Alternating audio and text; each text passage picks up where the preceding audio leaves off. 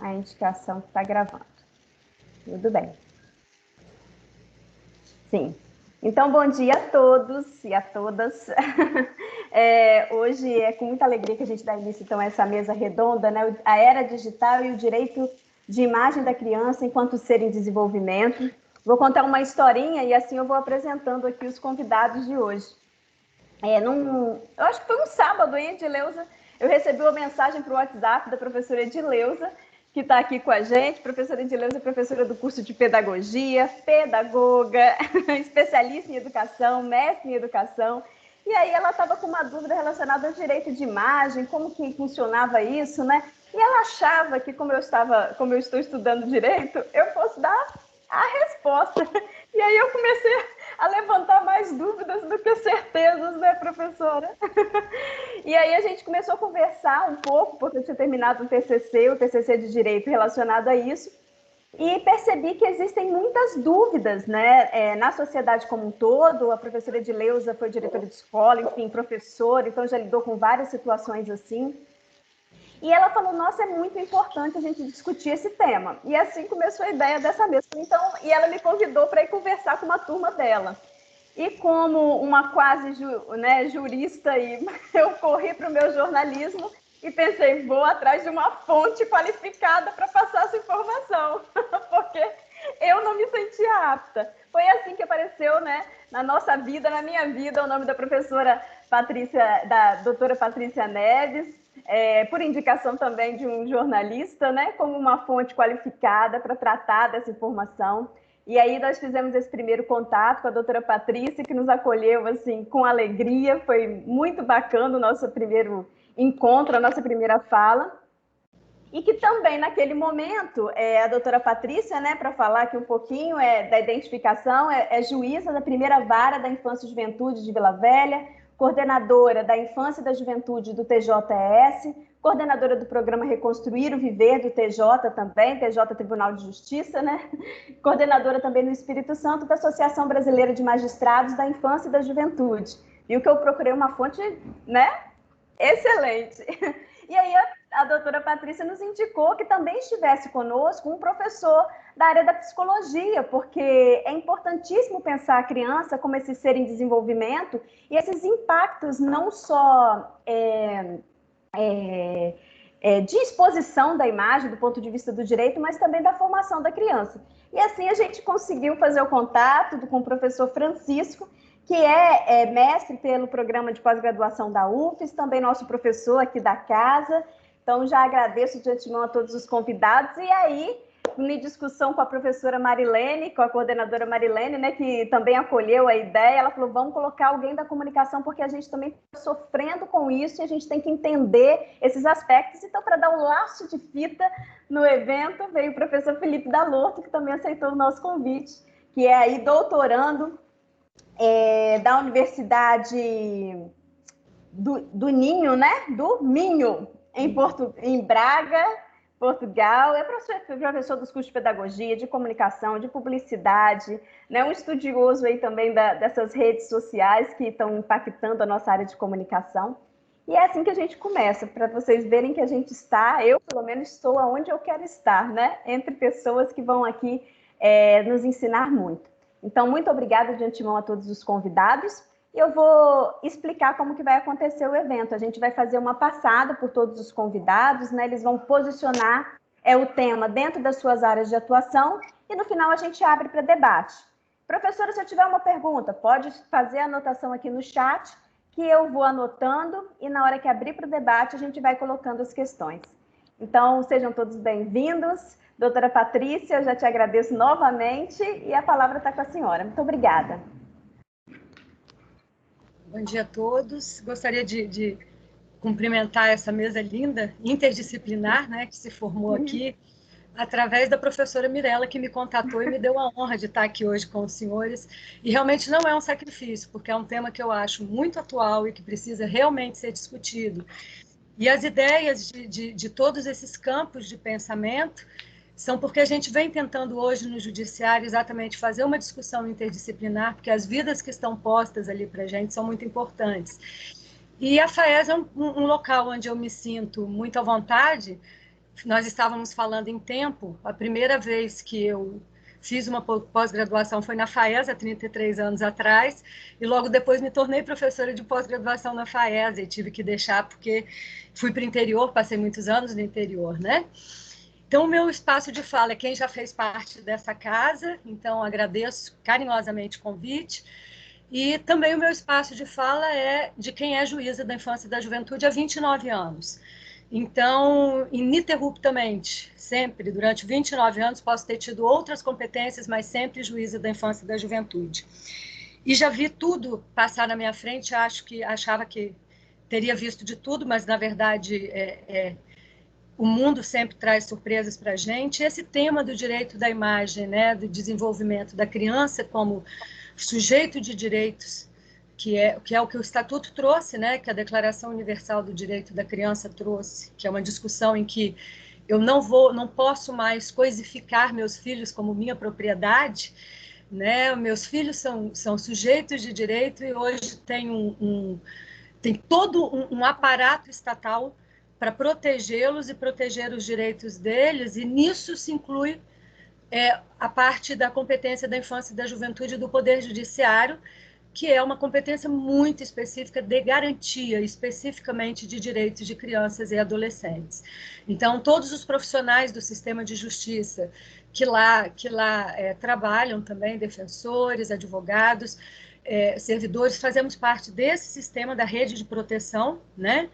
E não da rede de atendimento, que diria respeito à rede pública, às redes municipais, estaduais, mas da rede de proteção, e o Ministério Público com um papel de destaque, que é o papel também de curador de menores.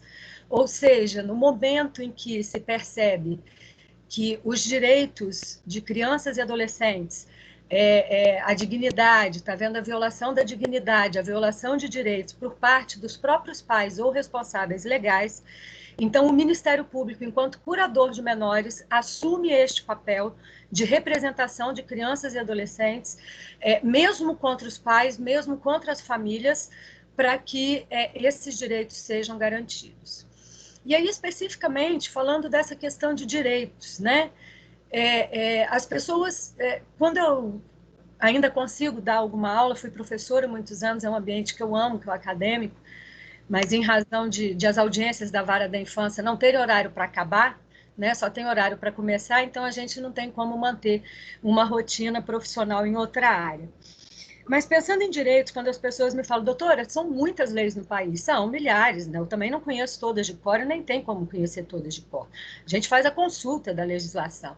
Muitos desses livros que estão aqui atrás de mim, parte de lá da estante, são livros de consulta e de direito, não são livros que eu leio como romance. Então ninguém precisa ficar desesperado porque não conhece todas as leis, todos os direitos e todos os deveres.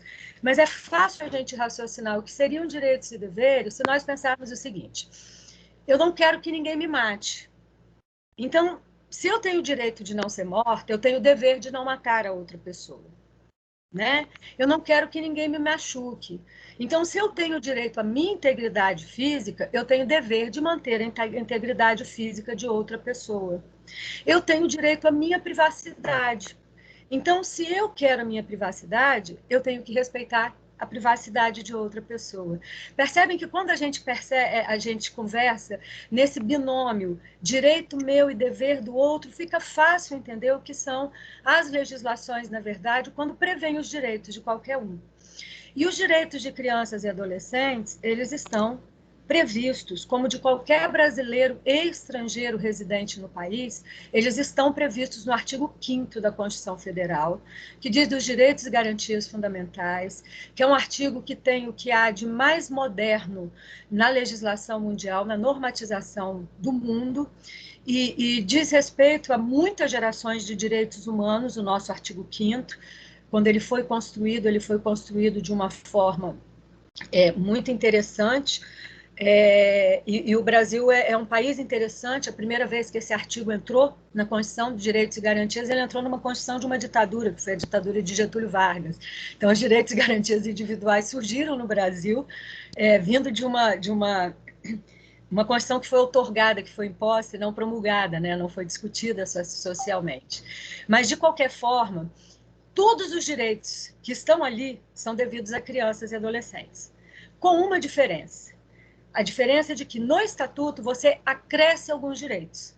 Direito como a profissionalização, direito como o lazer, direito como a cultura, especificamente frisando bem a convivência familiar, a convivência da comunidade. Então, todos os direitos estão previstos no artigo 5º e estão acrescidos alguns direitos no Estatuto da Criança e do Adolescente. E especificamente aqui é o inciso 10, aquele númerozinho romano, para quem não é da área do direito, que a gente tem nos artigos, se chama inciso. O inciso 10 do artigo 5º, ele fala exatamente dessa inviolabilidade da imagem, da privacidade, da intimidade. Que aí eu não sou psicóloga, mas eu acho que o professor Francisco vai poder depois falar muito bem, que são espaços que nós necessitamos, né? Nós temos a necessidade pessoal, enquanto indivíduos, de termos esses espaços. Então, a minha grande preocupação, enquanto juíza, não posso discutir, sou proibida por lei casos específicos, mas a minha grande preocupação é a formação de uma geração que espetacularizada, né? São seres humanos que são expostos ao espetáculo, ou seja, eles não optam pelo espetáculo, sabendo que cada um de nós é extremamente diferente do outro. As personalidades tímidas se sentem até violentadas com esse tipo de situação quando vão aprendendo e vão se dando conta daquilo que está à sua volta. E levando-se em consideração essa possibilidade da internet, essa liberdade que existe na internet, essa exposição da vida do feto até, porque a primeira coisa que se expõe sobre o filho hoje, em muitos casos, é a foto da ultrassonografia, a história de vida daquela criança e daquele adolescente vem sendo contado quando ela ainda nem deu a primeira respirada no mundo, quando ela ainda nem passou pelo processo de parto e disse, cheguei, né, estou aqui no meio de vocês e vivendo com vocês.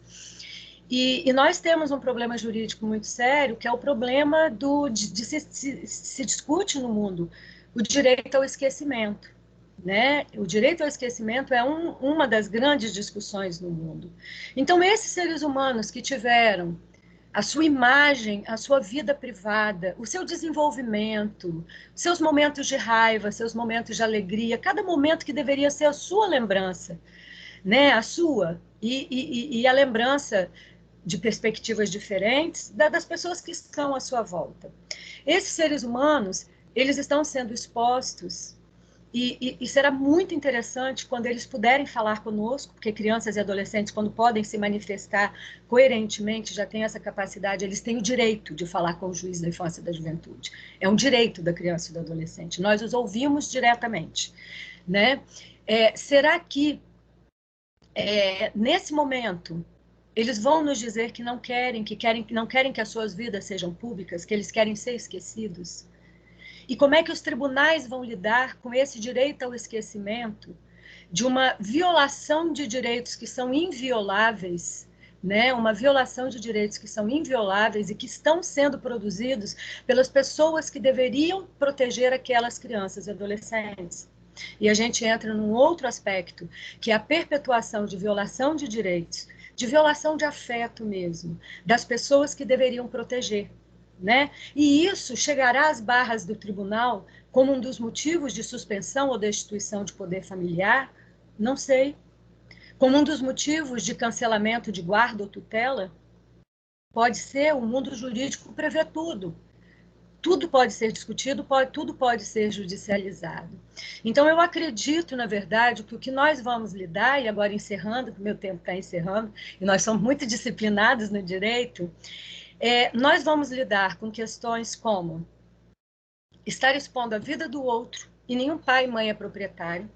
Nós vamos precisar discutir se essa exposição está sendo patrocinada, e se esses pais estão sobrevivendo, então, do trabalho dos filhos, e aí nós teremos que discutir uma questão de trabalho infantil, não é? E nós vamos ter que pensar também como estão sendo criados seres humanos que têm a sua privacidade, a sua imagem e a sua intimidade constantemente violados, e aqueles que estão vendo isso, considerando isso natural, a naturalização desta violação. Então, como é que nós vamos manter em nosso país o garantimento a este direito fundamental de inviolabilidade? Uma vez que, se nós estamos relativizando esses direitos, a sociedade, esse grupo que nós formamos, dentro da teoria das representações sociais, por exemplo, nós estamos internalizando, estamos entendendo que é natural que não haja respeito por uma garantia constitucional em que a humanidade, a sociedade lutou para que ela existisse. Não foi uma conquista de papel, foi uma conquista, uma luta da sociedade, para que se desse direito à privacidade, à imagem e à intimidade. Então, nós estamos indo pelas pessoas que deveriam proteger, nós estamos retirando desde cedo esses direitos, e aí nós vamos ter que discutir, enquanto sociedade, com muita responsabilidade, sem nenhum tipo de pré-julgamento e avaliação, nós vamos ter que discutir realmente. Nós queremos coisificar nossas crianças e adolescentes, nós queremos transformá-los, ao invés de seres humanos, em personagens de um teatro da vida, porque eles estão se tornando personagens. Eles deixam de ser pessoas, pelo menos essa é a minha perspectiva enquanto magistrada. E aí é a minha impressão sobre o tema, o desafio que eu faço para nós discutirmos, e devolvo a palavra à senhora, professora Mirella, e muito obrigada pela oportunidade de fala. Eu que agradeço muito, já trouxe várias reflexões.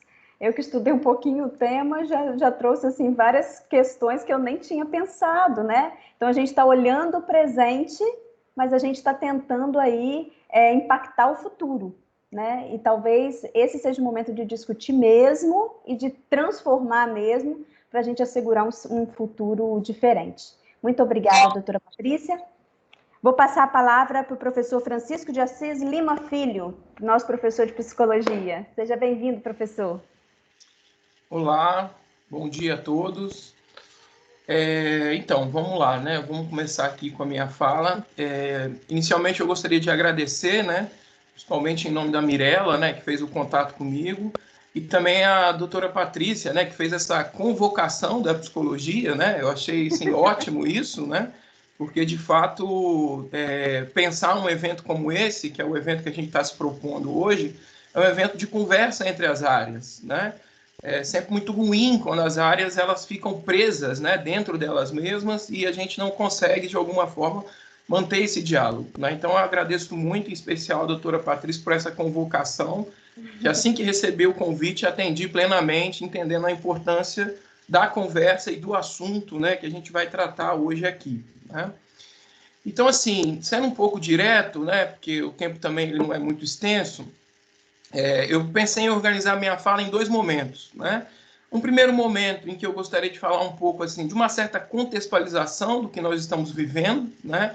De fato, o que nós vivemos hoje em relação ao universo das imagens, esses pontos que a doutora Patrícia traz da especularização e do espetáculo, né? De fato, eles são fundamentais, né? Então, nesse primeiro momento, eu gostaria de falar rapidamente desse contexto, e aí já no segundo momento eu vou tentar fazer um pequeno esboço, porque esse assunto, de fato, ele não é muito simples, né, sobre o desenvolvimento infantil e a relação que a criança vai estabelecendo com a imagem de si e a imagem do outro, né, e a imagem do mundo, de uma certa forma. Então, há toda uma construção e há toda uma lógica de desenvolvimento disso, que talvez em uma sociedade do espetáculo isso ganha algumas particularidades, que eu acho que são importantes da gente estar atento, até no intuito de uma certa promoção dentro de defesa, né, de um ser em vulnerabilidade, né? Então, assim, a primeira coisa que eu pensei para a gente conversar, pensei em compartilhar com vocês uma informação que talvez seja de conhecimento de vocês, mas me parece é o contexto, né? O século XX, gente, ele é o único século na história da humanidade que foi todo registrado em imagens. Nós não temos nenhum século antes do século XX que foi plenamente registrado em imagem. a partir dos dispositivos de fotografia, né, enfim, câmeras, né, de vídeos, a gente tem todo o século XX registrado em imagens, e isso invariavelmente é uma novidade histórica. A gente está diante de uma coisa que nunca existiu na história da humanidade e que, de alguma forma, nós vamos precisar nos haver com isso e vamos precisar nos arranjar com essa novidade que vem, né, assim, num ritmo de invasão. Isso invade as relações, isso invade aquilo que na psicologia a gente costuma chamar de os processos de subjetivação, né? Fiquei até pensando numa certa alegoria, né? Se a gente quisesse imaginar uma pessoa 150 anos atrás, que talvez morasse num local que não tivesse praia e gostaria de saber o que é uma praia, essa pessoa poderia ter a alternativa de ir até a praia ou de perguntar para alguém, né, o que é uma praia. E aí ela saberia sobre o que é uma praia a partir da descrição e do relato de alguém. Isso exigiria dessa pessoa um exercício cognitivo muito intenso de abstração e de imaginação. Era alguém que, de alguma maneira, né, teria que imaginar a sua forma, né, o que é uma praia. Hoje em dia, se a gente compara com uma situação semelhante, alguém não sabe o que é uma praia, mora num local que não é uma praia, alguém vai pegar um celular e vai mostrar para essa pessoa uma praia, né? Então, isso pode ser um exemplo um pouco superficial, mas isso talvez demonstre para a gente a radicalidade da diferença que nós estamos vivendo em termos da relação com a imagem e do que a imagem pode produzir em termos de desenvolvimento subjetivo e até de uma certa mudança cognitiva, né? Acho que a imagem, nesse sentido, ela traz algumas possibilidades novas, mas ela também nos faz que a gente se despeça, né, de alguns modos de relação que me parece que são importantes na convivência humana, né? Um ótimo exemplo também nessa direção é só a gente talvez fazer um exercício geracional de conversar com pessoas idosas e conversar com pessoas mais novas, né? São conversas completamente diferentes. Pessoas idosas usualmente gostam de contar casos, elas gostam daquilo que, a princípio, né, assim, eu nomearia para facilitar um pouco a conversa, elas gostam da troca. Tem alguma troca simbólica, verbal, né? E hoje a gente sabe que a gente vive uma geração de 140 caracteres, né, que é muito rápida, é muito otimizada no que fala, e muitas vezes essa troca, ela parece ser uma troca, assim, uma conversa meio de surdo e mudo, assim, né? Uma dessas coisas que me parece que são fundamentais da gente pensar sobre a virtualização da vida, eu penso que a internet e as redes sociais, ela nos deu voz, mas ela nos tirou o ouvido, né? Então, a impressão que tenho é que a gente fala muito, expõe muito, né? Mas a gente, de fato, a gente vai ter que pensar um pouco se, de fato, há uma troca. A impressão que tenho é que esse exercício de escuta, ele está um pouco em declínio, né? Eu, como sou da área da psicologia, isso é uma das coisas que eu me debato muito sobre a questão do escutar, né? E tem um pouco uma impressão de que as redes sociais, elas parecem que viraram um lugar de exposição, mas não um lugar de troca, não um lugar de escuta, né? E aí a gente vai ter que pensar um pouco essa questão em torno também do desenvolvimento infantil. O que pode acontecer com uma criança onde ela pode entrar numa lógica de muito autorreferência, né? É uma lógica de ficar presa numa bolha, é uma lógica de ficar presa numa certa consistência da própria imagem de si, mas não na relação com o outro, né? Talvez aí tenha algumas questões que eu posso trazer relativas à questão do desenvolvimento infantil e a sua relação com a imagem, né? Então, assim, para a gente pensar um pouco na criança, eu vou começar a apresentar algumas premissas, que são premissas psicológicas bastante aceitas no campo, né? Usualmente, nós definimos uma criança como um ser de desamparo e de dependência, né? Essa é uma definição de criança muito comum na psicologia. E por que desamparo? Porque uma criança sozinha, ela não se humaniza. Uma criança sozinha, ela não consegue se autogerir para que ela se desenvolva. E de dependência por isso. Ela invariavelmente precisa de um outro que possa lhe exercer uma função de humanização e de cuidado, né? Essa é o grande drama, né, que uma criança, quando chega ao mundo, participa. Ela chega um pouco nessa relação de uma dependência radical de algum outro que possa lhe acolher, né? Uma outra informação ainda acerca do universo infantil, que me parece importante para essa conversa que a gente vai ter aqui hoje, o que a psicologia demonstra é que quando nós chegamos ao mundo, a criança, ela não há nela desenvolvido uma noção de eu.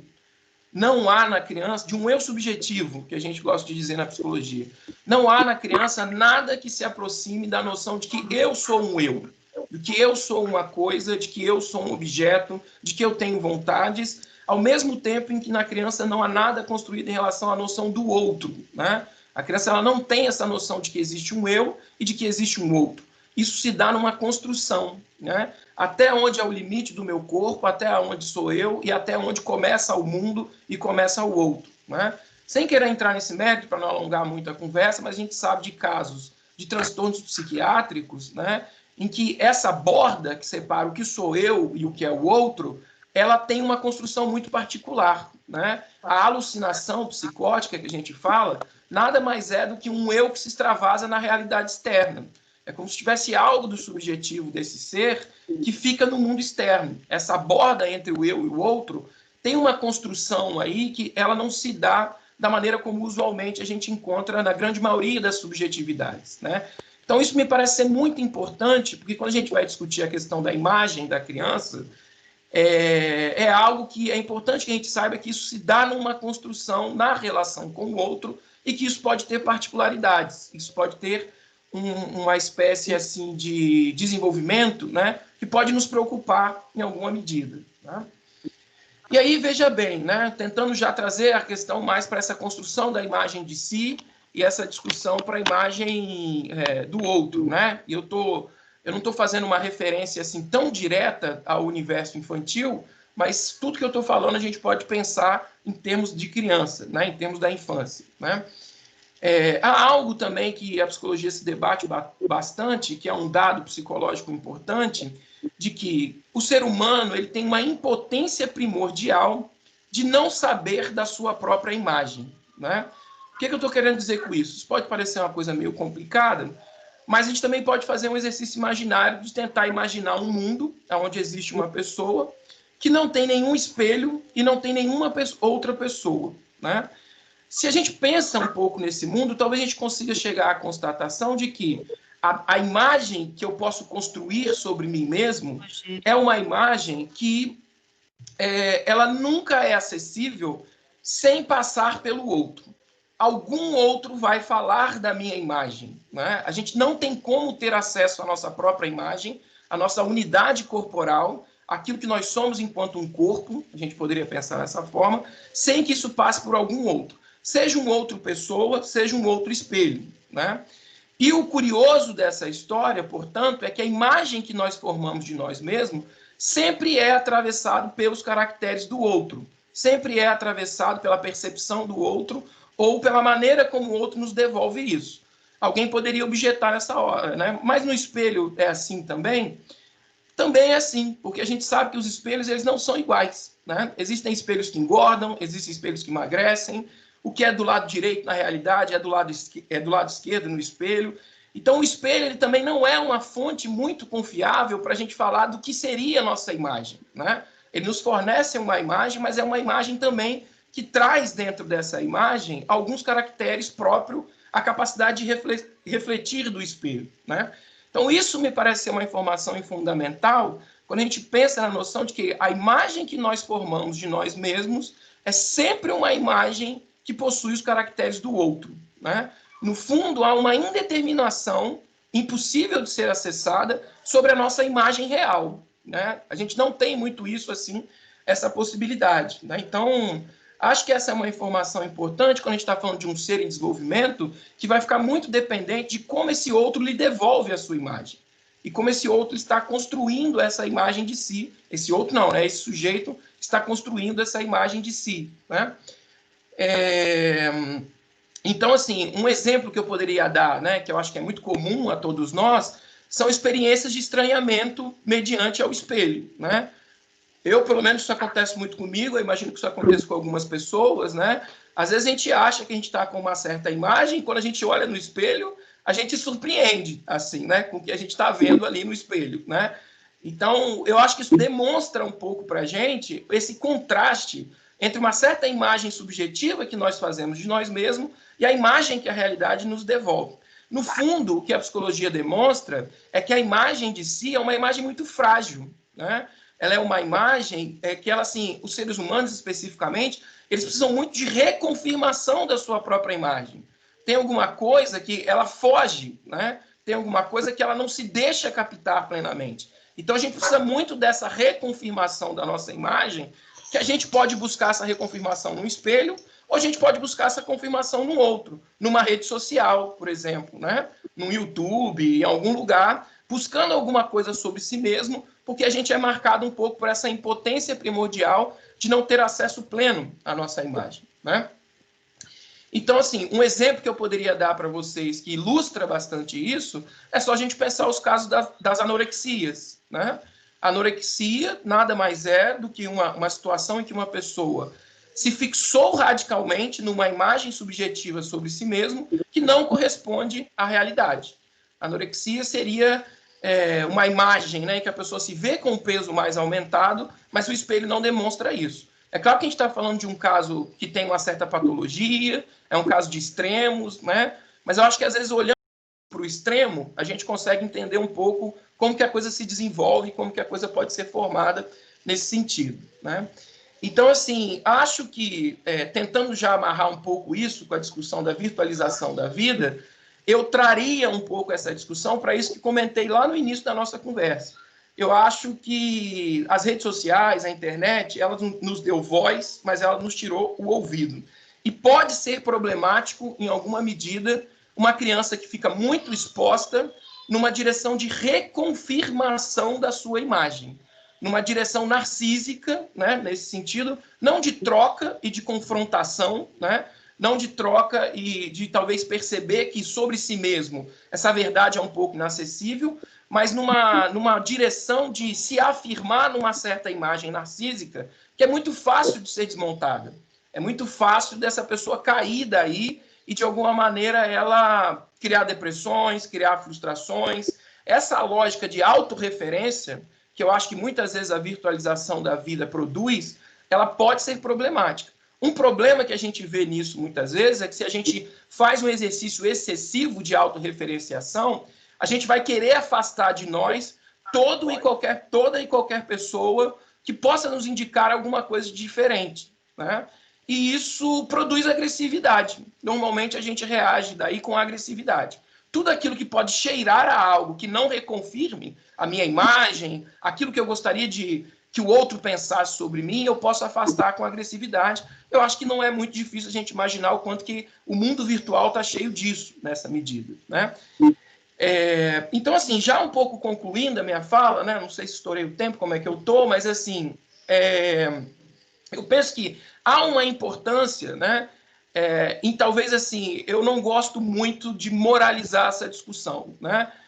Eu vou fazer um exercício, assim, de contração muito difícil, de não só falar mal das redes sociais e da internet. Eu acho que esse campo ele pode ser um campo de possibilidade, sim, mas eu acho que a gente vai ter que discutir também a relação que se estabelece com esse campo. A maneira que se estabelece a relação com essa virtualização da vida, até porque me parece que isso é um caminho meio sem volta, né? Não adianta a gente também entrar numa certa nostalgia. Eu até gostaria, né? Mas eu não estou muito convencido disso, assim, né? Então, acho que a relação que se pode estabelecer com as redes sociais, com a virtualização da vida, ela pode ser um exercício de troca, ela pode ser um exercício de confrontação, né? Saudável, produtivo, criativo, né? Mas ela também pode ser um exercício de reconfirmação narcísica, né? Uma certa reconfirmação de uma imagem minha. Eu posso, por exemplo, me utilizar da internet para ganhar mais likes, para ganhar mais visualizações, né? E isso pode trazer algum problema nesse sentido, porque isso não parece ser um espaço de criatividade e de troca. Isso me parece ser um espaço de comercialização, né? Então, o que eu diria, né, assim, acho que a gente tem um desafio enorme de conseguir manter uma imagem, uma construção de imagem de si das crianças que permite alguma porosidade, que permita, assim, de alguma maneira, algo que não se fixe demais numa lógica autorreferenciada. Por essas questões todas que eu trouxe como fundamentação psicológica da nossa impotência de saber sobre si mesmo, né, essa coisa de dependência do outro sobre a própria construção da imagem que nós fazemos de si. Então é um pouco isso, era essa discussão que eu separei, né? Tem muito mais para falar sobre isso, mas eu fiquei um pouco assim preocupado com o tempo, então eu fiz mais um esboço de algumas questões, talvez ao final a gente possa voltar a conversar e esclarecer alguns pontos melhor. Obrigado, gente. Valeu. Professor, agora eu acho que vou ter que dar aquela respirada funda. É muita informação, né? Como que a gente precisa de debater, e eu acho que esse caminho aqui que a gente está optando da educação, né? Nós estamos com 72 pessoas online. Se essas 72 pessoas saírem daqui e falarem com uma, já são 140, enfim. Que a gente vai multiplicando e ampliando esse entendimento e discussão. Muito obrigada por todas as suas colocações. Eu vou passar a palavra agora para a nossa professora, provocadora também desse debate, nossa querida Edileuza, professora, a palavra é com você. Já temos várias perguntas, inclusive, tá? No chat. Eu quero começar agradecendo, né, a Mirella, aquilo que era uma dúvida minha virou uma grande provocação para ela, né, que culminou nessa mesa. Então, eu acho que todos nós saímos ganhando hoje. E eu venho para essa mesa como aprendiz mesmo. Eu tenho muitas dúvidas, inquietações enquanto profissional da educação, né? Como professora e pedagoga, trabalho diretamente com crianças, com adolescentes, com famílias, com profissionais da educação, né, desde estagiários até os professores, coordenadores, direção de escola e tudo, formadora de professores, né, no curso de pedagogia. Então, eu entendo que a minha responsabilidade é muito grande. E aí eu trago algumas inquietações, né, que eu quero trazer para a mesa. Então, primeiro, né, sobre a exposição de fotos e vídeos de crianças nas redes sociais, seja por parte das famílias, mas principalmente pelos profissionais da educação, me chama a atenção o fato de que, ao efetuarem a matrícula das crianças nas unidades de ensino, sejam elas públicas ou privadas, as famílias precisam declarar se autorizam ou não a divulgação da imagem de seus filhos, né, durante a realização das atividades pedagógicas promovidas pela escola. Isso ao longo do ano letivo. E a cada renovação de matrícula, haverá uma nova autorização ou recusa, né? E esse item, ele consta na ficha de matrícula das escolas públicas. Tem uma frase muito pequenininha assim: o responsável autoriza a utilização pela rede municipal de ensino tal, da imagem do estudante sob sua responsabilidade para atividades pedagógicas sem fins comerciais em qualquer mídia, sim ou não. O pai assinala ali ou clica, né, sobre o botãozinho dizendo se aceita ou não. E aí, né, a minha primeira inquietação: se há a necessidade de uma autorização, significa que nenhum profissional ou estagiário da unidade de ensino pode fotografar, filmar, muito menos publicar, divulgar nas mídias estas imagens, correto? E como pedagoga, eu sempre entendi desta forma e sempre orientei minha equipe, estagiários, né, que também ficam um tempo nas escolas, né, a não realizarem publicações, nem mesmo ficar tirando fotos ou fazendo vídeos dos alunos, pois em algum momento ou situação poderão ter que prestar esclarecimentos sobre suas intenções, né? Os professores, né, do sexo masculino, geralmente eles têm mais esse cuidado, até por medo, as questões de pedofilia e tudo, que geralmente são associadas ao sexo masculino. Mas, né, e as professoras são mais maternais, mais carinhosas, parece que isso passa despercebido, é relevado às vezes. Mesmo assim, eu sempre orientei: toma cuidado, tem uma atividade específica, então, se não é para aquilo, por que eu vou postar com meu aluno e colocar na minha rede particular, né? E aí, como profissional da educação já há 25 anos, eu sempre pensei que, se somente a família pode fazer publicações das imagens de seus filhos, primeiro, só a família pode, né? Segundo, eu sempre pensei também na questão da segurança dos dados, porque as imagens publicadas nas redes sociais, elas se tornam, de certa forma, públicas. Você já não tem mais esse controle da origem e até onde ela pode chegar, ou nas mãos de quem, né? E aí ela pode virar, eu vou usar a palavra produto, porque eu não sei uma outra palavra que cabe nesse momento, mas aquela imagem publicada, ela pode se tornar um produto nas mãos de pessoas mal intencionadas, né? E aí eu logo penso nas redes de pedofilia, de tráfico de pessoas, de órgãos, que a gente ouve, não pode ser tão inocente de achar que isso não vai atingir uma criança que está próximo de nós, né? E aí, só de pensar nessas coisas, assim, eu fico apavorada com isso. Deus me livre pensar que uma publicação inocente, porque nunca foi intencional, né, pode gerar algo, algum tipo de pensamento em uma pessoa mais mal intencionada e acontecer alguma coisa com essa criança. Gente, eu sempre pensei assim, pode ser neurose, talvez eu também precise de terapia, tá? Agora, no entanto, porém, todavia, nesse contexto de pandemia hoje, com as aulas remotas, o que a gente tem visto, né? Muitos profissionais tirando prints de tela e fazendo as publicações nas redes sociais, porque precisa mostrar, né, o seu trabalho, a sua rede de ensino, mostrar que a escola está funcionando, que os professores estão trabalhando muito e muito mesmo. Então, as crianças, principalmente da educação infantil, né, e do ensino fundamental, eu tenho visto nas redes sociais, né, as famílias publicando fotos das crianças da educação infantil. Já os profissionais da educação têm publicado mais do ensino fundamental 1, primeiro ao quinto ano. Mas adolescente jovem nem liga a câmera, o professor fala sozinho o tempo inteiro, no máximo eles respondem, né, no áudio ou no chat. Isso a gente vive no ensino superior também. Mas a exposição de crianças da educação infantil do ensino fundamental 1 tem sido mais frequente. E aí, que me preocupa, né? Algum tempo atrás, eu me lembro de redes de ensino orientando as famílias e as escolas a não publicarem foto dos alunos uniformizados, para não expor as crianças a situações que poderiam ser, né, evitadas, principalmente em relação às pessoas mal intencionadas, né, que eu já citei aqui. E aí, o que está acontecendo agora? Perigo, já não existe mais maldade no mundo, a gente pode já publicar livremente? Como é que é isso? Eu acredito que não, né? Eu penso que nós estamos ficando menos vigilantes, protegendo menos, guardando menos aqueles, né, como diz o professor Francisco, estão ainda numa situação de dependência e desamparo. Nós somos os adultos, não temos responsabilidades com eles. Então, nós estamos falhando nisso. Talvez seduzidos por uma necessidade de autoexposição, de autoafirmação constante alimentada pelas mídias. Nós mesmos, adultos, estamos sendo seduzidos também.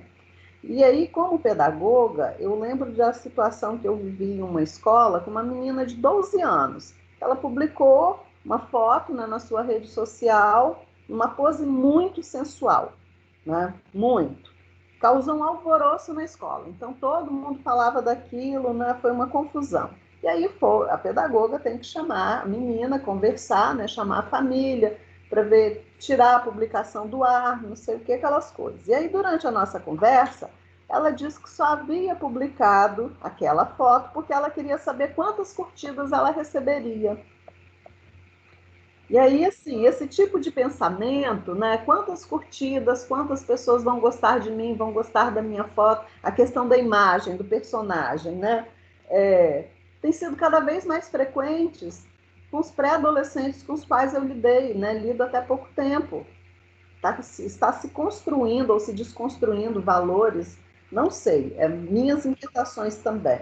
E o discurso da escola ainda é muito moralista, né? Quando nós conversamos com a criança e com o adolescente, nós ainda temos aquela questão da preservação, do cuidado, olha, o seu corpo te pertence, não sei o quê, mas ainda numa visão muito religiosa, né? Judaico-cristã. Não vou dizer que está certo ou que está errado, mas nós não temos, nós, professores, pedagogos, temos uma formação generalista que nos encaminha muito em função daquilo que nós somos também, né?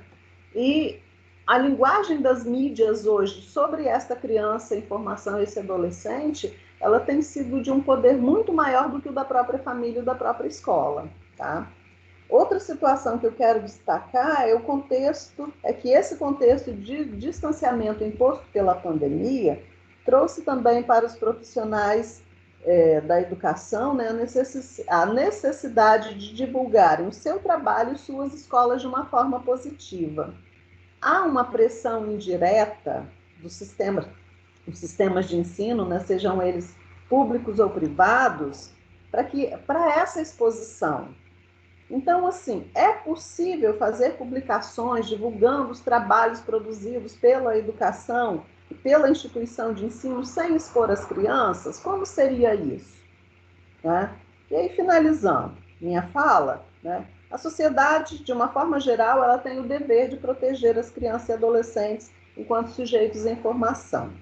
E nós, profissionais da educação, precisamos compreender melhor como funcionam os mecanismos de sedução e esses mecanismos de proteção àqueles que estão sob a nossa responsabilidade, inclusive dentro de nossas casas, porque também temos filhos, temos sobrinhos, convivemos com outras crianças e adolescentes e precisamos, né, ampliar nossa visão e orientar aquilo que você falou, Mirella. Se cada um que sair dessa mesa redonda hoje orientar mais uma pessoa, já teremos alcançado 140, né?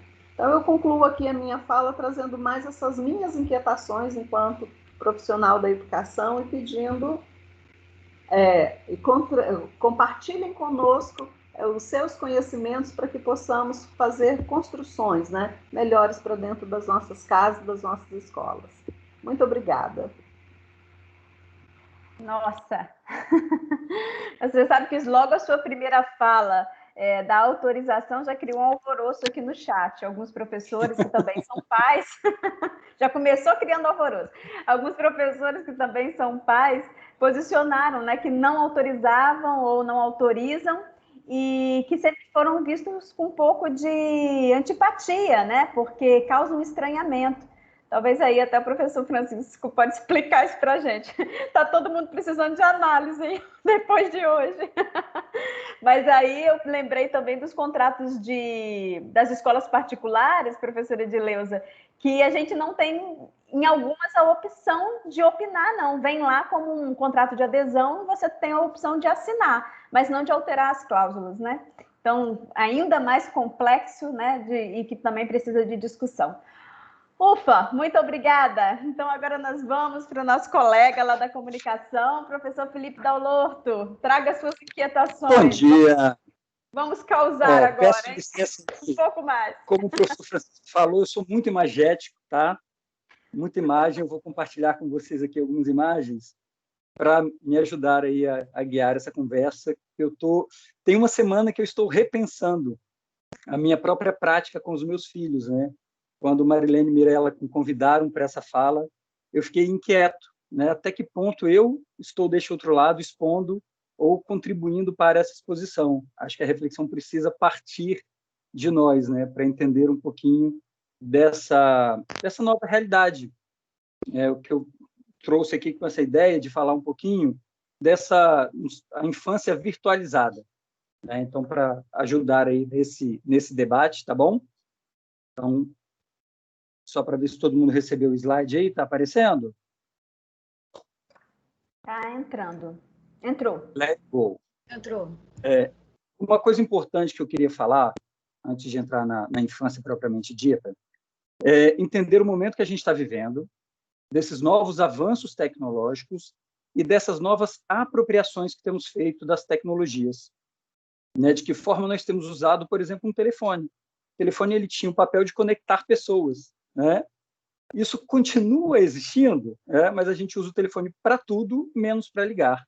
Então, acho que é importante repensar um pouquinho como que essas tecnologias têm produzido novas relações sociais, tanto pessoais como profissionais. A partir de 2000, com a chegada aí da banda larga, é importante a gente pensar que houve uma grande transição na nossa sociedade. A Marta Gabriel vai falar sobre isso, que nós deixamos de estar conectados para ser conectados. O que seria isso? Quando a gente queria, por exemplo, entrar na internet, alguns aqui vão lembrar, nós precisávamos ou ir, né, na própria casa com aquela internet de escada, ou procurar uma lan house. Então, a gente tinha realmente que estar fisicamente em um lugar, em um ambiente, para fazer essa conexão. Hoje, nós somos conectados 24 horas por dia. Né? Nós dormimos, o celular ele não fica a 1 metro de distância da gente. Tem uma provocação que eu faço em todas as minhas turmas, que é justamente perguntar para os alunos quanto tempo você passa em cada uma das telas, seja ela televisão, computador e celular. E eu queria jogar essa reflexão aqui para vocês que estão me ouvindo nesse momento. Né? Pensem no dia a dia de vocês. Quantas horas por dia vocês estão conectados? Se alguém puder jogar aqui no chat para me dar um parâmetro, ficarei feliz. Né? Só para a gente pensar, eu tenho algumas respostas já das minhas turmas, mas só para a gente realmente ter essa reflexão. Em 24 horas do nosso dia, 8 horas num luxo, né, para quem consegue dormir 8 horas por dia, sobram aí 16 para facilitar a conta, eu sou da área de humanas. Imagina, ó, Juliana botou 14, quem mais aqui jogou? 18, né? Vamos pegar uma média aí, 16. Vocês não dormem, gente? Difícil calcular, pois estou em 3 telas ao mesmo tempo, 15 horas, ok. Vamos colocar aí por baixo que a gente fique de 10 a 12 horas por dia, certo? Imagina que a gente está construindo, falando de uma pessoa que fica 10 horas por dia em frente a uma tela e que essa pessoa tem de 10 a 12 anos. Então, acho que é uma reflexão interessante para a gente pensar, porque o que isso muda? Nos meios tradicionais, nós éramos expostos ao conteúdo. Hoje, com as mídias sociais, com as mídias digitais, nós é que nos expomos. Então, eu acho que há uma grande mudança em relação a essa apropriação da nossa imagem. Nós éramos bombardeados, né? Eu cresci educado pela Xuxa, né? Tenho plena consciência do impacto que isso teve na minha vida, ok? Né? Foi uma grande babá aí que ajudou a minha família nessa construção. A diferença hoje é que as crianças estão tendo muito mais cedo o acesso a essas redes e aí muito bem colocado pelos colegas, né? Essa necessidade de exposição. Então, acho que aí há uma grande mudança em relação a isso, né? Quando éramos atingidos e quando pensamos nessa forma de atingir o outro. E é isso mesmo, também fica uma reflexão aí. Trouxe aqui algumas informações, alguns dados do próprio IBGE, né? 95% da população hoje conectada utiliza o celular para fazer essa conexão. Então, é muito tempo, né? É muita gente. Dessa quantidade de pessoas aí, peguei aqui um recorte da geração Z, que são pessoas que nasceram depois de 1995. Elas ficam, em média, isso dados antes da pandemia, porque também, né, temos uma mudança aí nessa realidade, elas ficam, em média, de 2 horas e 55 minutos nas redes sociais. Então, acho que é interessante pensarmos como é que nossos hábitos estão sendo transformados por essa realidade. Eu até achei essa imagem na rede, né, o hashtag Partiu Creche, porque é impressionante a gente pensar isso, né? Os colegas estavam falando dessa exposição, dessa naturalização da exposição. Então, acho que, além de consumir, é importante entender como que essas crianças, e aí faço minha reflexão, como eu disse, né? Essa semana eu fiquei pensando aí o quanto que isso é incentivado ou não pelos próprios pais, como é que nós provocamos também as nossas crianças a estarem na rede de alguma forma. Para a gente pensar um pouquinho em relação à publicização dessas crianças, trouxe uma fala aqui do documentário, que foi o assunto do momento, né, o dilema das redes, que fala o seguinte: quando você não paga, normalmente você é o produto. Dentro dessa realidade que nós estamos falando, nesse caso, as crianças são o produto que estão aí sendo disseminados por essas redes. Por quê? Há um modelo de monetização, né, dos nossos dados. Quando você aceita participar, aquelas letrinhas miúdas que ninguém lê, eu quero me ver quando eu tiver 70 anos. Aí você coloca aquela imagem, aceita. As crianças também fazem, né, essas brincadeiras, esses quiz, e a gente vai fornecendo dados, fornecendo informação para essas redes que depois vão ser devolvidas para nós de alguma forma, seja num game, na própria utilização das redes sociais. Teoricamente, essas redes têm uma limitação de idade, teoricamente, porque a gente sabe que a fiscalização é muito falha nesse sentido, né? E essas próprias redes, elas passam a fazer parte dos hábitos sociais. É uma questão cultural, né? Nós temos os nossos adolescentes se expondo diariamente por conta dessas redes e migrando, né? Porque tem os momentos. A gente tinha aí o Facebook, depois vem o Instagram, as famílias começam a entrar nessas redes e essas crianças e adolescentes não querem mais estar na mesma rede que os pais. Aí eu vou para o Snapchat, né, que é uma imagem que some dentro de 24 horas, eu publico no History, porque não vai dar tempo da família ver o que essa pessoa está publicando. Então, olha como é que é realmente uma transformação nessa forma de pensar esses conteúdos. Trouxe aqui como um exemplo, né, o YouTube. Desde 2019, o YouTube passou por uma mudança em relação a essa produção de conteúdo. Então, não sei se vocês têm o costume de subir vídeos aí, né, no YouTube.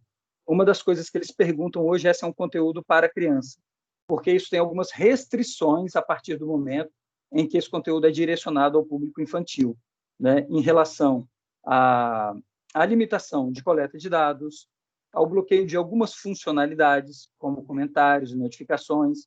Então, é uma transformação que vem acontecendo, mas aí uma opinião pessoal, né, que eu acho que ainda é muito tímida em relação ao que precisa ser feito, mas já é uma transformação, né? Então, é interessante pensar que essas plataformas, elas também sofrem pressões por conta dos usuários. O nosso papel está aí, né, de cobrança, para justamente que tenha uma mudança em relação a isso. E, por fim, né, a fala é rápida, mas não menos importante, gostaria de chamar a atenção para algumas coisas assim, que nós precisamos observar. Essas publicidades, elas chegam para as nossas crianças de uma forma muito disfarçada, né? Não é aquela publicidade tradicional que nós estamos acostumados. É um gamezinho quando você está esperando uma vida ser carregada, e aí você acaba jogando um outro jogo que não foi o que você estava querendo jogar. É uma brincadeira, é um vídeo. Então, você vai consumindo outros conteúdos que estão ali pensados e produzidos para nos atingir, né? Quem tem filho sabe que, quando elas estão assistindo a televisão, jogando um jogo, são 24 horas por dia pedindo: pai, eu quero isso, eu quero aquilo, eu quero aquilo. Então, elas ainda não têm essa criticidade, né? Como o professor Francisco falou, dessa formação, elas não têm essa criticidade para entender como estão sendo atingidas por esse conteúdo. E agora, de uma forma muito mais massiva, muito mais imersiva, na verdade, né? Porque você tinha televisão, mas ainda tinha um distanciamento. Eu lembro um dia que a Marilene brincou comigo, falou: antigamente minhas filhas brigavam, né? Na nossa infância, a briga era para ver quem ia ter uma televisão no quarto. Hoje a briga é para ver quem vai ter o celular. Então, com o celular, nós ficamos ali muito mais conectados, muito mais imersos naquela realidade do que na televisão. Porque, além do distanciamento realmente físico, a própria linguagem ela é muito mais assertiva para atingir esse público. Então, é importante pensarmos o formato dessas plataformas, porque as redes não foram desenvolvidas para as crianças. Então, por que nós estamos, e aí minha auto-reflexão, colocando as nossas crianças nessas redes? Né? Porque permitimos que elas façam parte desta nova realidade se a plataforma não é pensada para contemplar essa faixa etária, vamos dizer assim. E encerro com a pergunta, porque a professora Edileuza trouxe uma fala que eu considerei, e pensando aqui, né? Também é muito difícil nós jogarmos essa responsabilidade para as famílias, para as escolas, entendendo o poder que as mídias têm em relação a essas próprias famílias. Né? Será que não é mais uma pressão que estamos fazendo sobre as famílias e os educadores nesse sentido? Então, encerro lançando aí uma reflexão, porque hoje, realmente, se eu não fosse careca, eu ia ficar careca com tanta questão passando aqui na minha cabeça. Tá bom? Então,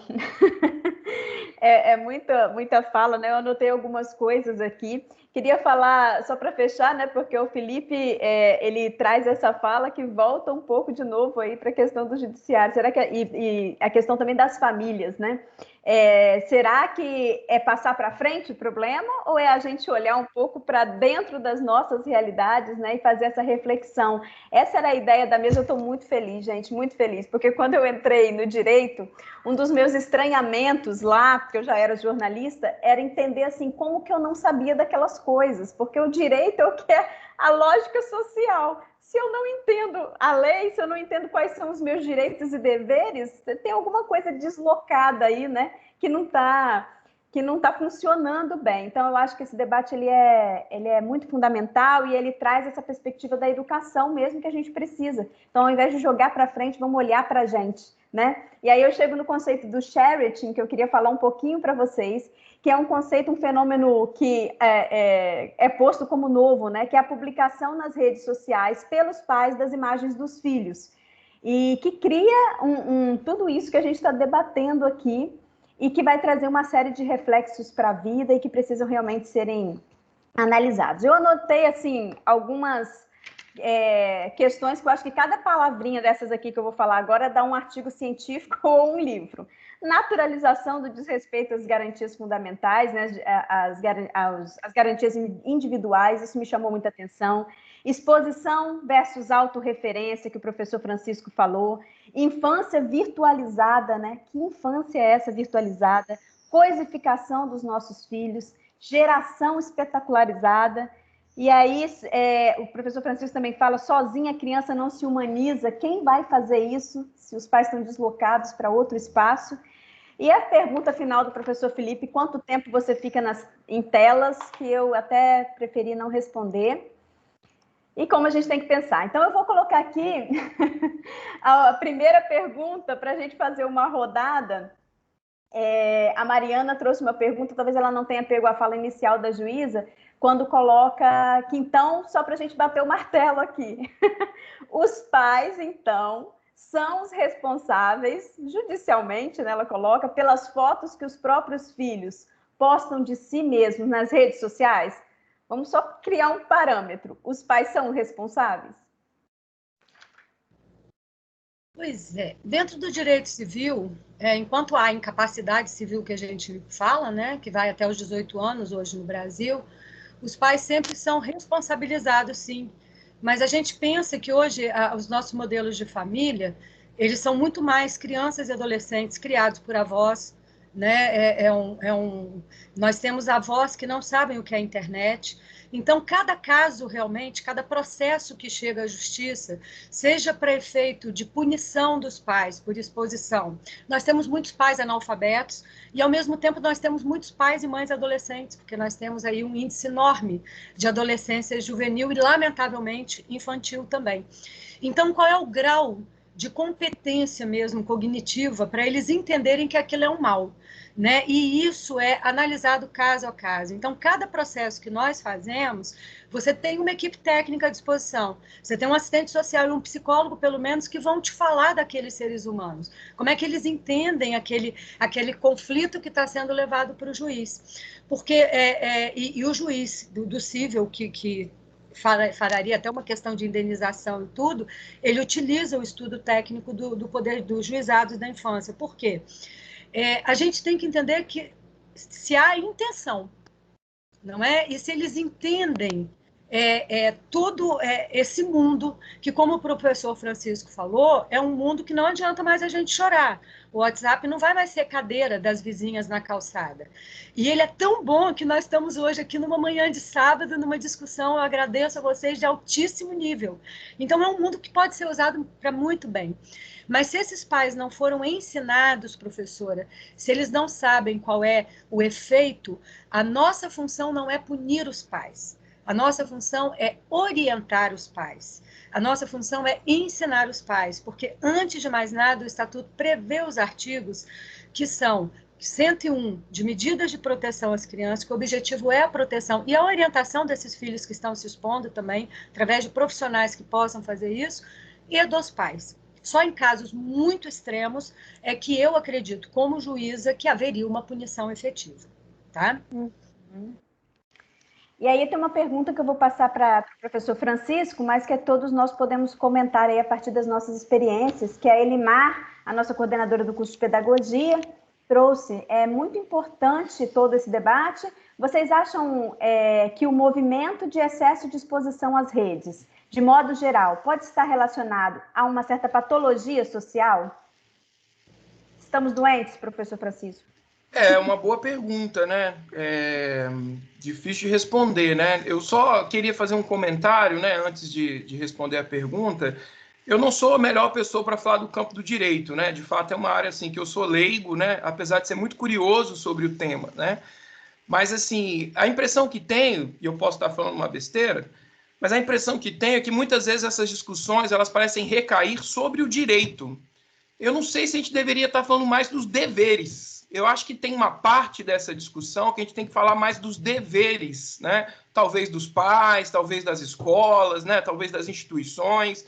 Porque eu entendo o clamor público pelo direito, né? Para a gente ter direitos. Mas eu sinto que a gente, nisso, às vezes, se esquece também dos deveres nessa história. E eu acho que é uma discussão que ela talvez precisa passar um pouco nesse sentido, né?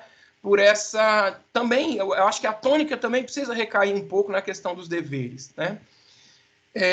Eu penso, Mirella, em relação à pergunta da professora Edileuza, né?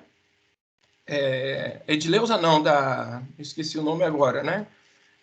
Da outra professora da pedagogia, não lembro o nome agora. Elimar, isso, né? Então, eu acho que há algum adoecimento, né? O nome patologia é um nome muito forte, assim, né? Mas eu penso que a gente vai precisar assim, discutir um pouco melhor, né? Da onde que vem, né, essa necessidade da exposição, né? Será que a gente está se sentindo pouco visto? Será que a gente está se sentindo pouco olhado, né? Que apelo é esse a ser visto? Que apelo é esse a ser olhado? Que apelo é esse ao olhar do outro sobre nós, né? Eu acredito que tem alguma raiz nesse sentido, né? Talvez de uma anomia social, né? A gente vai ter que pensar juntos aí de onde que vem isso, né? Quando a gente fica assim numa luta muito radical por ser visto, por ser olhado, né? O apelo ao olhar do outro, ele pode ser um apelo patológico, assim, né? No sentido de reconfirmação daquilo que eu comentei um pouco na minha fala, de que sou legal, ou de que sou bacana, e de que faço coisas interessantes, né? Então, eu daria uma pista, né? Algo que eu também precisaria pensar um pouco mais. Se a gente tem muita necessidade de ser visto, pode ser que a base disso esteja numa noção de que a gente não se sente muito olhado, a gente não se sente muito visto, né? Alguma coisa por aí. E eu acho que isso pode virar uma patologia, assim, né? Eu vou passar para os outros convidados e perguntando, mudando um pouquinho a pergunta no sentido assim, como a educação pode trazer uma mudança nesse sentido, como que a comunicação pode promover mudança dessa realidade. Vamos tentar fazer um exercício aqui, porque se é preciso mudar, se é preciso refletir, como que os nossos campos podem trabalhar, né, nesse sentido. Quer falar, professora Edileuza? Posso começar, e é uma provocação assim, muito interessante, Mirella. Eu penso que, em primeiro lugar, nós, né, professores, já que estão atuando, e aqueles que estão em processo de formação, precisam se apropriar desses conceitos de objetificação do sujeito na nossa sociedade, né? Nos tornamos produtos, de certa forma, uma síntese pequena aqui. E aí, como é que a gente coloca isso para a criança e o adolescente? Trazendo uma linguagem em que eles possam perceber isso, entender. E é um processo pedagógico que nós temos que construir a partir de nós mesmos, né? Os adultos da história. Uma outra situação também é quando a gente consegue fazer, né, um momento interdisciplinar como esse dentro da própria escola, ou de forma virtual agora, convidando as famílias para pensar sobre esse assunto. E aí precisa ser um movimento interdisciplinar também. Outros sujeitos de outras áreas do conhecimento trazendo essa outra visão para ampliar essa visão da própria família, né? Então, assim, no momento eu penso nesses dois movimentos. Bacana. Felipe, quer falar com a gente? Não, tem duas coisas também que eu gostaria de falar. Uma coisa que a Rafaela colocou aqui no chat, que é a questão dos influenciadores, né? Eu acho que nós temos aí essa exposição também de novas figuras, né? Por conta das próprias redes. Eu tô falando aí por casa mesmo, né? Os meus filhos adoram ver um influenciador digital. Que ontem eu estava vendo com eles, a fala é o rapaz que ele teve um filho, é ele mostrando o cotidiano dessa criança. E quando a doutora falou da primeira imagem da ultrassonografia, eu fiquei pensando nisso. Eu falei, gente, essa criança já nasceu exposta, né? E que necessidade é essa, que referência é essa para essas crianças? Então, acho que é um olhar interessante. O outro lado da comunicação, Mirella, que você trouxe, eu acho que é o diálogo. E aí tem muito a ver com o que o professor Francisco falou do nosso dever. Nós precisamos estabelecer essa comunicação com as crianças. Aprender a observar os meios de comunicação com criticidade. Isso também precisa ser aprendido, né? Então, talvez um papel da educação seja esse, de trabalhar com essas crianças uma visão mais crítica dos conteúdos midiáticos que eles consomem. acho, né? Também estou construindo o pensamento aqui junto com vocês, mas eu acho que é um dever nosso mesmo, de assistir um produto e sentar e falar, e aí? Né? Como é que isso te impactou? O que você está levando disso? Pode ser ter um trabalho realmente de uma nova relação familiar aí para pensar essa exposição. E eu fiquei pensando muito também nessa troca, a Edileuza traz isso, essa questão do professor, das escolas, das instituições, mas desse diálogo permanente com a família, né? Porque não adianta a família delegar para a escola não dá conta de tudo, não. É muita coisa. Professor, doutora Patrícia, quer participar? Eu fiquei pensando da senhora falar um pouquinho do trabalho da coordenadoria também, né? Porque existem programas nesse sentido. O áudio está desligado.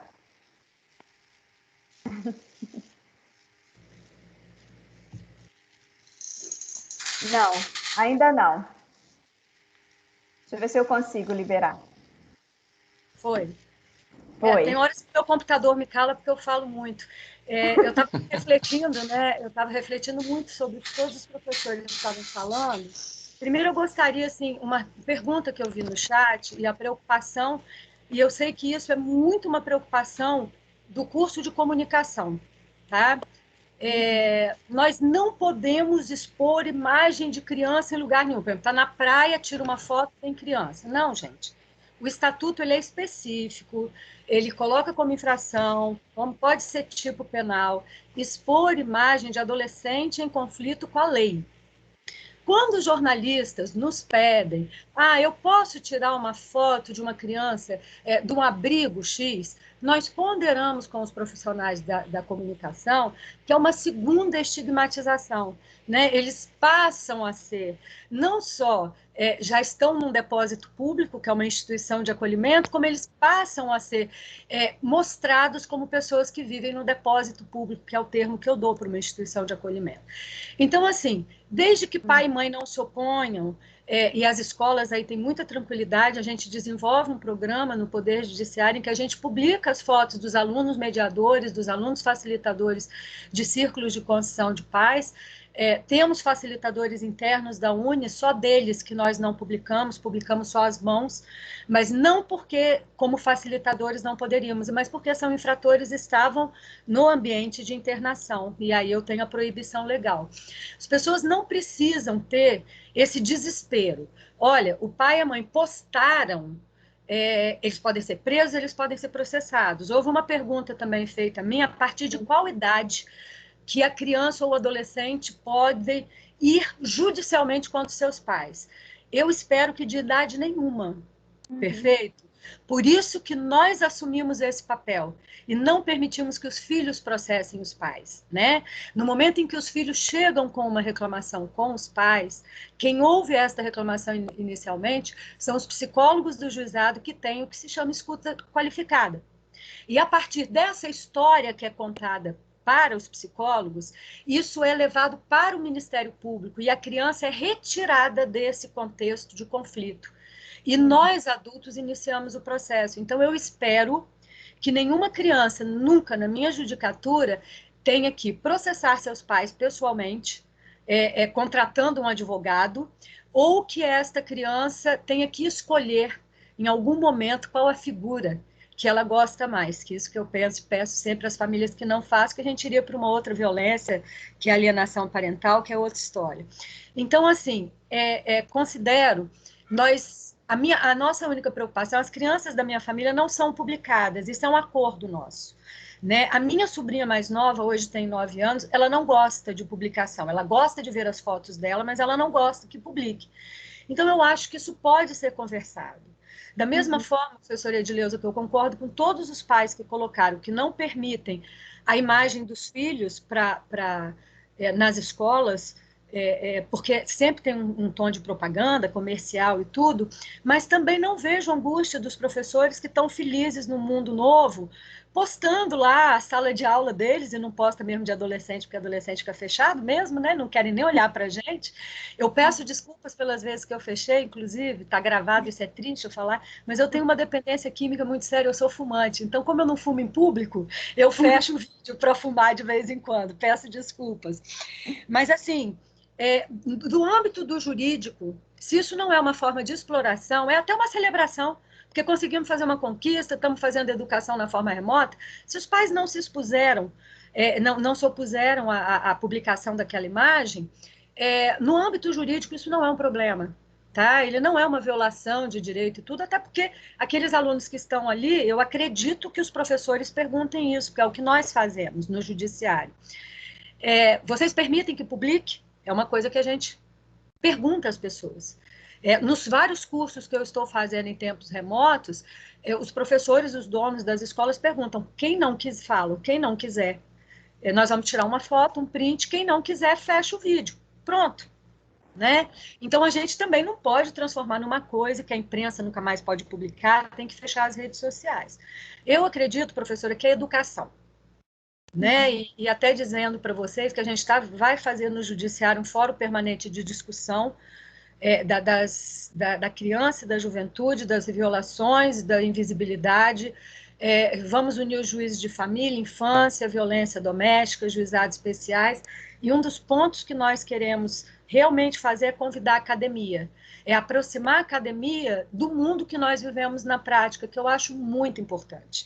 Eu acho que a gente tem que possibilitar a academia, e vejo pelo nível do debate hoje, que vocês tenham conhecimento de estatísticas e das coisas que acontecem, que são trazidas para nós, e 1/1000 é publicado, né? 1/1000 é publicado do que é trazido diariamente para nós. Vocês imaginem que antes da pandemia eu recebi uma média de 30 denúncias por dia. Né? Então, 1/1000 é publicado. E a gente vai fazer essa proposta de manter um grupo permanente de estudos mesmo, de uma coisa que seja de alto nível, que a gente possa pensar várias coisas. Tá? É a minha fala nesse momento. Obrigada, professora. Eu estou até... A professora Elimar falou assim, nossa, essa mesa me fez repensar a exposição com relação ao meu filho. Eu estou querendo apagar tudo enquanto a gente ainda está na mesa. E aí eu vou para a fala do professor Valmir e me coloco na pergunta dele também, que vai aí para vocês, professor Francisco. De repente pode começar respondendo, né? Que segundo essa visão da psicologia, a criança que está com os dispositivos móveis hoje... desde cedo, né, tem essa exposição de dispositivos, tende a se tornar um adulto, que tipo de adulto? E uma outra questão que eu queria só acrescentar ainda dá tempo? Se a criança estava exposta até agora, o que a gente faz a partir de agora? E se ainda dá tempo de transformar esse processo de desenvolvimento, né? Então, também, né, uma outra pergunta difícil, assim, né, a gente chegar a uma conclusão de que tipo de adulto essa criança vai se tornar. Eu acho que isso é algo que nós estamos vendo ainda, né, mas eu insistiria um pouco no que eu falei anteriormente, assim, né, eu acho que a gente vai precisar pensar a relação com esses dispositivos, né, o uso que se faz, né, isso que o professor Felipe falou, eu achei de suma importância, né. Às vezes parece que falta um pouco um momento elaborativo sobre isso, né? Um momento de você poder pensar um pouco, né, sobre como está sendo feito esse uso e quais são os efeitos desse uso, né? E eu acho que isso ainda é algo que parece que não acontece no âmbito mais micro, familiar, né? Esse momento de elaboração sobre isso, assim, né? Então, eu acho que pode se tornar um adulto, né, que em conjunção, né, e aí eu acho que isso é sempre importante de ser falado, em conjunção com uma certa estruturação social que reforça muito, né, a autopromoção. Acho que uma discussão que precisa ser colocada nessa história também é a questão do marketing pessoal, né? A gente vive uma época de marketing pessoal, a gente meio que se vende assim, né? A gente tem que... aquele ditado, quem não é visto não é lembrado, né? Então, assim, a gente precisa se expor, a gente precisa mostrar o que a gente faz, o que a gente não faz. Eu acho que aí tem até uma lógica de mercado também, né? Então, não adianta também, né? Eu penso, a gente talvez, assim, responsabilizar excessivamente os pais. Os pais estão inseridos num contexto. Se a gente também não discute esse contexto e que tipo de sociedade nós estamos dentro, né? Não adianta, né? Então, assim, eu acho que pode, né? Um adulto, ele pode se tornar um adulto muito preso a essa espetacularização, ao narcisismo, mas também não, né? Eu vou insistir nessa história de que acho que a gente precisa pensar a relação que esse dispositivo nos coloca porque senão a gente cai só na perniciosidade, e nem sempre é só isso, né? Um pouco, eu acho que eu poderia falar um pouco por aí, né? Bacana. Pessoal, a Lorena colocou aqui, eu dou aulas particulares e ontem os pais de um dos meus alunos me relatou que o filho deles de 6 anos, pesquisando coisas na internet, encontrou vários sites pornográficos. Então, é bem complicado crianças tão pequenas com tanto acesso à internet, porque aconteceu isso também nesse momento, né? Até da pandemia, desses acessos a aulas, que a criança, de certa forma, em algum momento, ela vai ficar sozinha. Então, a gente volta para a questão dos debates, das discussões e dessas orientações também em casa. Queria fazer acho que todas as perguntas aqui colocadas foram contempladas, dei uma olhada aqui. Se alguém tiver mais alguma pergunta, quiser fazer o registro, fique à vontade, que a gente vai fazer uma rodada agora de finalização, de falas finais. Queria que, se vocês quisessem colocar aí o que fica de reflexão, o que pode ser ponderado nas nossas áreas, né, a partir dos debates colocados aqui. Tem uma fala do Tiago também, se vocês puderem contemplar, o professor Francisco. A exposição das crianças pode estar falando mais dos pais do que realmente das crianças, professor Francisco. Vejo muitos pais postando fotos como se fosse uma extensão deles. Essa exposição vem com uma necessidade dos adultos? Eu acho que eu penso que sim, né, em alguma medida. Existe uma coisa que a gente discute na psicologia, que todo adulto, né, na sua vida adulta, tem vários sonhos e vários desejos que não foram possíveis de serem realizados ao longo da vida. Isso fica como uma frustração mesmo, né? E às vezes no filho a gente quer talvez poder realizar essas coisas que não realizamos em nossa vida, de alguma maneira, né? Então, essa ideia do filho como uma extensão, talvez de alguns sonhos frustrados, alguns desejos frustrados dos pais, ela é interessante, né? Porque isso toca, assim, um pouco nessa tentativa de refazer, como a gente fala um pouco mais tecnicamente, refazer um certo narcisismo, né? Que foi perdido, assim, ao longo da história.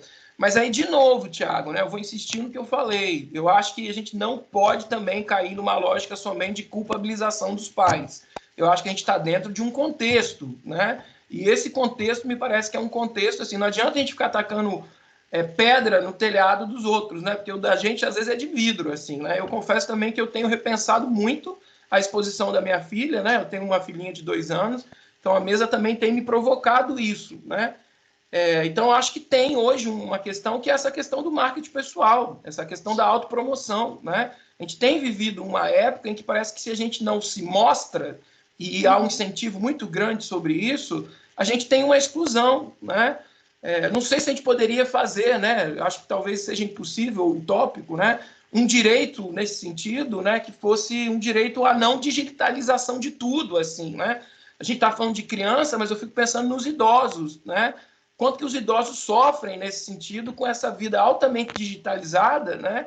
Será que não deveria haver, né? Sei lá, o idoso vai no banco e ele poderia ter um direito de não se relacionar com o banco através da virtualização, através das máquinas, mas através, né, de modos mais antigos? Não sei, né? É um negócio para a gente pensar mesmo. Acho que é uma questão que está aberta aí, e acho que não adianta, né? Acho que é importante falar dos deveres, pensar a responsabilidade dos pais nesse processo, das instituições, das escolas, mas é preciso também pensar esse contexto que nós estamos, assim. Sim. Edileuza? Pode ser. Eu gosto muito, assim, no meu processo de autoformação, né?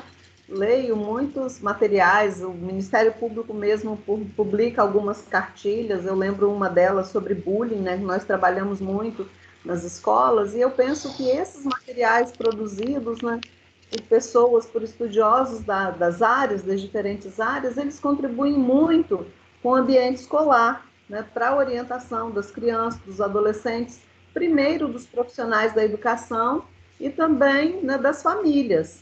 Então, se as pessoas, os estudiosos da área, continuarem publicando materiais de qualidade, isso vai servir muito como material de apoio, né, à escola. Às vezes é complicado trazer um determinado profissional para uma palestra, uma conversa, uma roda de conversa, algum movimento dentro da escola com alunos ou famílias. Mas quando nós temos um material que possa chegar a essas pessoas, é tranquilo. E muitos profissionais nem aceitam o convite quando realizamos, porque tem medo da linguagem. Como é que eu falo com uma criança pequena? Como é que eu me coloco? Né? Principalmente com os pequenos. Mas eu acho que os materiais publicados já seriam de grande valia, tá? E essa disponibilidade, estarem dispostos a entrar, né, os portões da escola ou as salas virtuais das escolas para compartilhar conhecimentos. Muito bacana. Eu vou aproveitar até a sua deixa, Edileuza, e vou publicar a cartilha que eu preparei baseado no TCC e justamente por esse motivo aí. Eu acho que a gente tem que fazer com que a informação circule, a gente tem que criar debates e fazer... E foi bom você ter me lembrado, que eu já tinha esquecido. E aí eu coloquei aqui no chat, quem tiver interesse de dar uma olhada, falar um pouco de tudo isso aqui que a gente falou com relação ao direito. Obrigada, Edileuza, muito obrigada. Professor Felipe? Eu acho que é um desafio. Eu estou aqui pensando, né, em tudo que a gente conversou aqui hoje, é um desafio. Reforço a ideia do diálogo. Acho que precisamos estabelecer esses canais de comunicação. Como? Né? Tá aí o desafio. Às vezes, aproveitando as próprias redes. Vamos nos aproveitar disso, partir do que essas crianças estão consumindo para estabelecer o debate. Né? Alguém publicou aqui, falou assim, as redes tinham que ter limitação de faixa etária. Já tem. Né? O problema é que isso é muito fácil de burlar. Nasceu em que ano? Joga lá, 80, né? Então, a rede não vai ficar fiscalizando isso. Então, o que o Francisco trouxe dos deveres dá trabalho. Né? E aí estou falando realmente que está sendo uma reflexão maravilhosa aqui, porque dá trabalho, e eu acho que a solução vem pela colaboração. É isso aqui, é pensar lugares diferentes, né? Sabe? Trazer áreas diferentes, complementares, porque é esse que é a grande sacada, talvez, a gente entender que não é só a comunicação, não é só a educação, a psicologia ou o direito, mas juntos somos fortes, não é isso? Então, acho que a ideia é justamente partir dessa colaboração, de pensar junto e repensar, porque como estamos aprendendo também, eu acho que é uma prática que precisa ser refletida constantemente. Não adianta a gente fazer, né, uma conversa e a gente, agora eu vou mudar, está todo mundo super reflexivo. Vai passando uma semana, a gente já relaxou, e aí já vai ter a festinha, e aí a gente volta às publicações. Então, acho que isso tem que ser uma reflexão constante e de ajuda, e de saber, olha, não estou dando conta, né? Me ajuda aí, ninguém solta a mão de ninguém, vamos juntos para que essa construção seja colaborativa. Acho que é o que eu saio daqui hoje, pensando nos meus deveres e de como fazer isso colaborativamente. Obrigada, professor Felipe. Doutora Patrícia, quer fazer um fechamento aí dessa reflexão, de todo esse momento que a gente viveu aqui? Já seria a fala final, professora Mirella? Sim, já estamos então, concluindo. Vamos lá. A primeira coisa que eu convido todos a pensarem é o seguinte: nós começamos a refletir, e eu acho que a fala da professora Marilene, a fala dos demais professores, mas eu li no chat, nós temos que discutir em que tipo de sociedade nós estamos e qual nós queremos, né? O professor Vitor, ele vem colocando a questão de Bauman é muito precioso nisso. O professor Francisco, eu tive que aprender, estou tendo que aprender psicologia por causa do depoimento especial, descobri que nós estamos, nesse momento, num processo de ancoragem de uma série de coisas, é muito engraçado eu ter essa percepção sendo juíza, né? Tem que aprender isso. E digo, primeiro, gente, que bonito a gente ver foto de família junto. Né? Eu acho que não é esse medo que a gente tem. A gente tem que pensar quando a exposição é excessiva. Tem foto da minha sobrinha que não gosta de ser fotografada? Tem. Ela, por exemplo, me surpreendeu, e no meu aniversário remoto, em 54 anos de vida, foi a primeira vez que eu tive um aniversário longe de todo mundo. Eu estava realmente só, né? E a minha família se reuniu do mundo todo, e ela disse que queria que fosse publicada a imagem dela, porque era o aniversário da madrinha dela. Então, veja bem, o mundo não é feito de preto e branco, ele tem nuances de cinza. E eu acho que é exatamente a gente pensar discussões coletivas, né? E aí eu proponho aqui, a professora Mirella me falou sobre a cartilha, eu falei que a gente poderia fazer pela coordenadoria, junto do Tribunal de Justiça, e não tive tempo, peço desculpas, tive que organizar vários eventos agora, por causa da primeira infância, Mas eu acho que sim, uma cartilha que participe a comunicação, o direito, a psicologia, eu não sei, professores que sejam filósofos, sociólogos, que possam, inclusive o curso de comunicação seria muito importante para produzir. Os alunos mais novos têm essa capacidade de produzir vídeos curtos para passar para os outros alunos de escola, né? E a gente pensar em conteúdos para criança. Então, assim, eu acho muito importante que a gente não saia daqui hoje e depois que todo mundo assistiu o Dilema das Redes, os meus amigos juízes, todo mundo desfez um monte de conta social. Eu falei, gente, eu não posso, é a forma que eu entendo a sociedade que eu vivo. Né? Eu não posso me expor nas redes sociais porque eu tenho um código de ética de rede social seríssimo e é acompanhado diariamente. Se eu fizer alguma exposição, alguma postagem que seja considerada inconveniente, o processo é aberto contra mim no CNJ imediatamente. Então, nós tivemos que aprender a usar. Mas não é, eu tenho que conhecer a sociedade em que eu vivo, senão eu não tenho como julgá-la. Né? Então, o convite que eu deixo aqui em encerramento, e peço desculpas de novo de falar muito, vamos refletir sobre o assunto isso. Professor Francisco, o senhor vê como o senhor foi demandado em perguntas e como eu descobri que a psicologia e o serviço social têm que estar grudados em nós. A história, a estatística para nos dar dados, né? Para produzir essas estatísticas que nós não produzimos. Então, esse programa que a gente desenvolve no Poder Judiciário, que a gente deu direito à fala para as pessoas, qualquer pessoa, e que através das práticas restaurativas e da mediação, me ensinou isso, esse convite de, no coletivo, a gente não se desesperar com as situações e a gente tentar ir construindo cada dia. Hoje nós só temos a pandemia, estamos relaxando. Se vier a segunda onda, e se a gente for discutir isso numa segunda onda, a nossa postura vai ser outra, somos outras pessoas. Então, o meu convite é um debate constante, que a gente consiga criar no Espírito Santo esses ambientes de debate constante com essa qualidade e dizer que eu me sinto uma privilegiada hoje de ter participado de um debate tão rico, de um evento tão rico. Sinceramente, muito obrigada, foi muito enriquecedor para mim. Tá? Bem, eu vou agradecer imensamente, aprendi demais, estou muito feliz com essa oportunidade de estar aqui, da gente estar discutindo e passando essa mensagem, esses debates, essas reflexões adiante. Quero agradecer também as coordenações, né, que nos apoiaram, a coordenação do curso de jornalismo, de publicidade, de psicologia e de pedagogia. Agradecer a FAESA, que é uma instituição que colabora e que incentiva e que nos estimula a esses debates, essas reflexões também. É muito gratificante fazer parte de uma instituição que promove esse tipo de encontro aqui.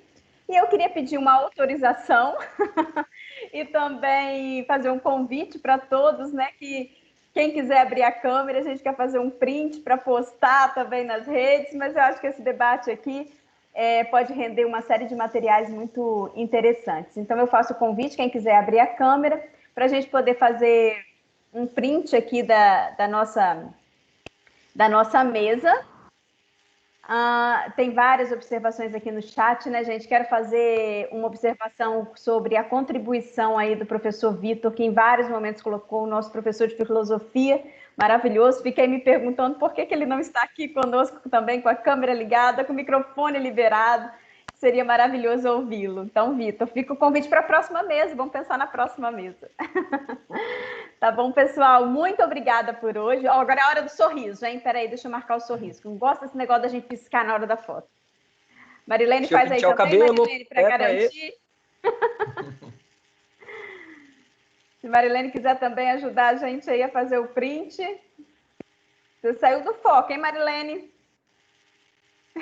Tem que avisar, gente, senão fica bom. Voltou! Eba! Vamos todo mundo fazer um print que um fica bom. Tá bom? Pessoal, agora, ó, 1, 2, 3. Eu fiz. Você fez? Então tá bom. Bem, muito, muito obrigada. Nossa, foi fantástico. Esse vídeo fica disponível também. A gente coloca disponível para os alunos e também eu vou subir para o meu canal do YouTube, porque eu acho legal outras pessoas terem acesso, que foi muito interessante. Tá bom? Muito obrigada por tudo, muito obrigada pela atenção e pela disponibilidade de todos. Um grande abraço, pessoal. Ótimo conhecer Valeu. vocês. Obrigado, gente. Muito final bom, de semana. obrigado, gente. Valeu.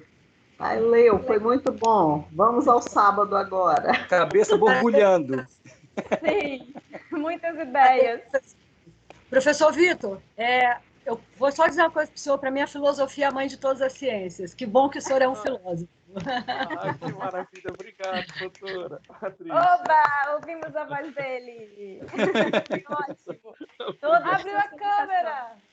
Oba! Que bom ter o Vitor pertinho. Que bom. Eu estava acompanhando atentamente aqui. Eu falei, eu vou ficar quietinho porque eu estou aprendendo muito com os colegas. Eu vou ouvir. Muito obrigado, pessoal. Muito bom mesmo. Valeu, excelente. gente. E certamente Balma Foi também maravilhoso. Certamente Foi Balma maravilhoso. esteve Muito aqui, obrigada, né, Patrícia. Bom final de semana a todos. A minha intenção de aprender pessoal. foi superada, atingi o objetivo. Oba! Então vou esperar a sua próxima ligação para a gente pensar o próximo evento. Vou trazer mais desafios, Mirella. Bacana, estou encerrando a gravação aqui, tá, pessoal? Tchau, gente. Muito